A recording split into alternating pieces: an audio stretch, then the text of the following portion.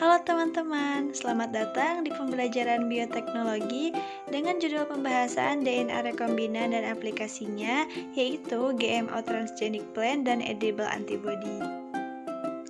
Apakah kalian tahu apa itu DNA rekombinan dan bagaimana sih cara pengaplikasiannya? Mau tahu lebih lanjut? Mari simak pembahasan berikut ini. DNA rekombinan merupakan teknik yang digunakan untuk memodifikasi materi genetik organisme.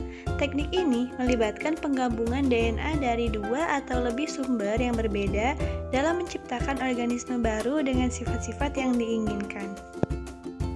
Dan bagaimana sih cara pengaplikasiannya?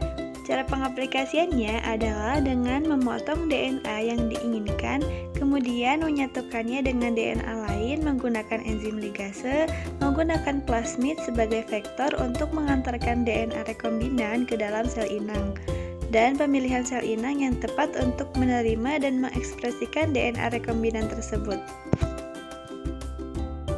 Kalian tahu gak sih apa itu GMO? Modifikasi genetik organisme atau GMO adalah proses mengubah susunan genetik suatu organisme menggunakan bioteknologi. Proses ini dilakukan dengan memanipulasi DNA organisme, baik dengan cara memasukkan gen baru, menghapus gen yang ada, ataupun mengganti gen yang ada dengan gen dari organisme lain.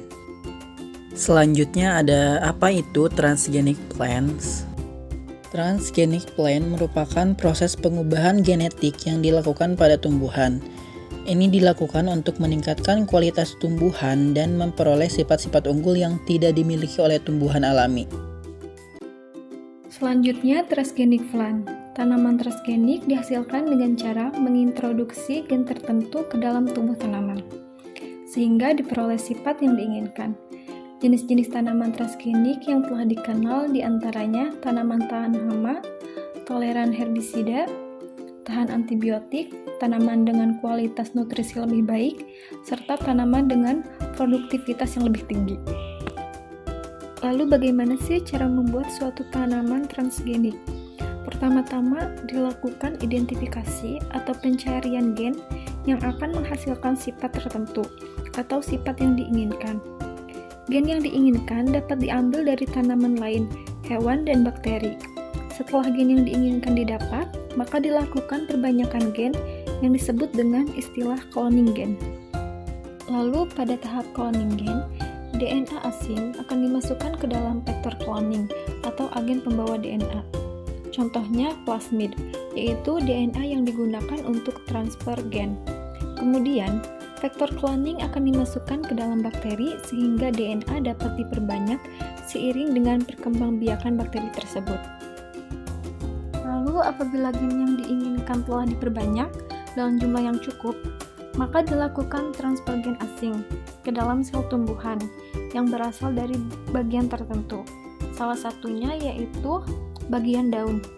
Transfer gen ini dapat dilakukan dengan beberapa metode, yaitu metode senjata gen, metode transformasi DNA yang diperantai bakteri Agrobacterium, tumefactiens, dan elektroforesis.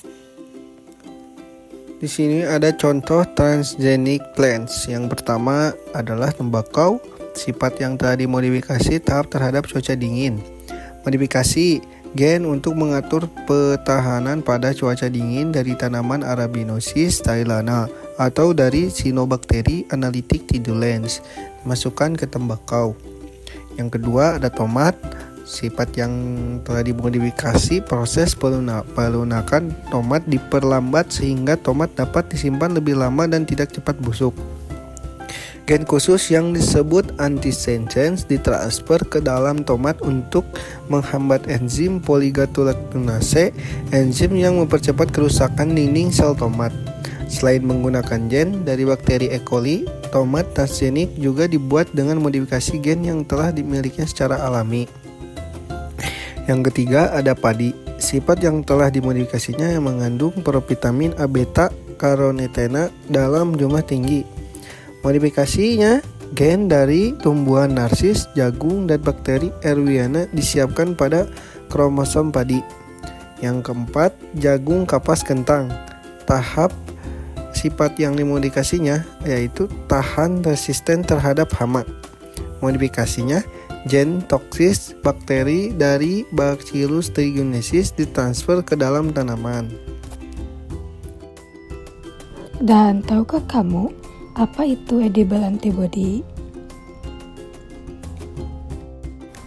Edible antibody atau bisa disebut sebagai antibody yang bisa dimakan mengacu pada protein antibody yang didapat dari tanaman atau hewan yang dapat dikonsumsi dan bertujuan untuk menargetkan dan menetralkan patogen atau zat berbahaya tertentu di dalam tubuh manusia.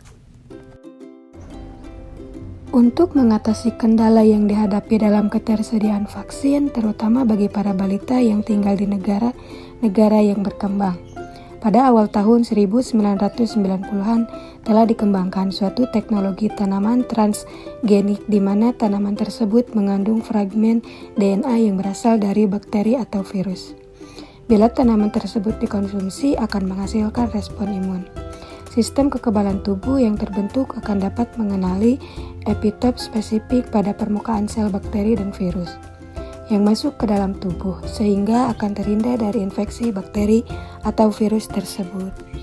Secara teori, vaksin yang dibuat di tumbuhan memiliki keuntungan antara lain, yaitu dapat diberikan secara oral, bisa dikonsumsi sebagai makanan mentah, atau diproses menjadi bubuk kering di dalam kapsul.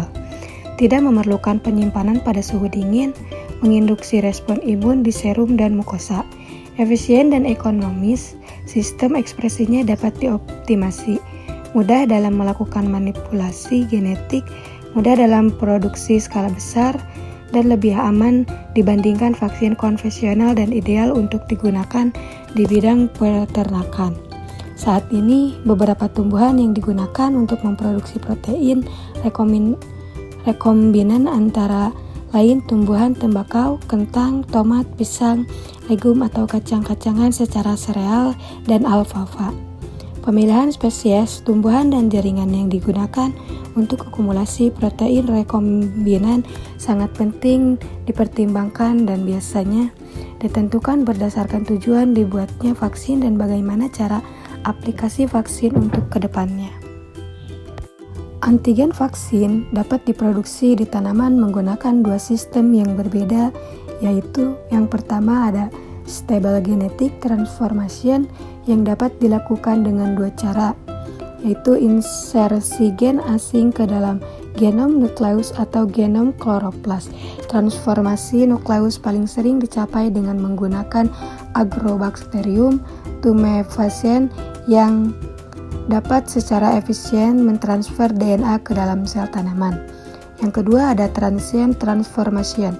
Juga digunakan tanaman untuk ekspresi antigen vaksin melalui integrasi dari gen interest ke dalam virus tanaman dan infeksi subsekuen ke tanaman yang susceptible.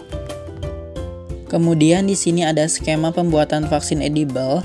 Yang pertama, diisolasi gen terpilih dari mikroba yang akan dipakai sebagai kandidat vaksin. Kedua, disiapkan gen terpilih ke dalam vektor plasmid yang membawa gen resistensi terhadap herbisida. Ketiga, ditransformasikan plasmid rekombinan ke dalam sel tanaman inang. Keempat, dibiarkan sel tanaman dalam media seleksi yang mengandung herbisida. Yang kelima, diseleksi sel tanaman transgenik yang tumbuh dalam media plus herbisida. Keenam, dibiarkan tanaman transgenik dalam media buatan. Ketujuh, dipindahkan tanaman transgenik dan tanam di habitat aslinya. Kedelapan, diuji aktivitas biologi, keamanan, alergisitas, dan efikasinya pada binatang coba. Kesembilan, dilakukan uji klinik pada manusia, yaitu fase 1, 2, 3, dan 4. Yang terakhir, vaksin edible siap digunakan. Nah, bagaimana nih teman-teman? Apakah kalian sudah mengerti dari pembelajaran tentang DNA rekombinan yang kami jelaskan? Sebelumnya, terima kasih telah menonton video ini. Jangan lupa like, komen, share, dan subscribe. Terima kasih.